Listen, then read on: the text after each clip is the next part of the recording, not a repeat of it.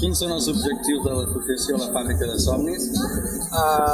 Són promoure l'exercici físic no competitiu, sobretot. Sí, que es facin activitats creatives, com podrien ser els malabars, els aeris, els equilibris, i més o menys també que la gent es conegui, que vingui aquí a la plaça a fer coses, que s'ho facin bé, disfrutar de la comunitat, no?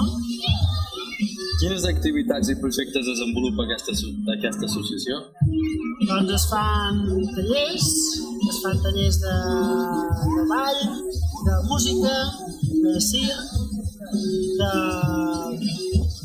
d'activitats així, perquè en definitiva que serveixin per cohesionar una mica la societat i que pugui venir tothom qui vulgui a fer una mica d'exercici. I escalada. Escalada, exacte. I en definitiva, doncs, sentir-nos vius, no? Fa un temps, l'associació La Fàbrica de Somnis va fer un barcami per aconseguir finançament per acondicionar un nou espai per als socis de l'associació. Com està el tema de les obres a la nau Codina? Doncs està funcionant, va a poc, però va.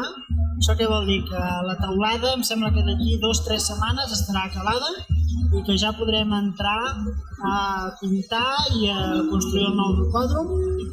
La instal·lació elèctrica ja està feta, els lavabos també s'estan construint, o sigui que ja tenim un peu a dintre.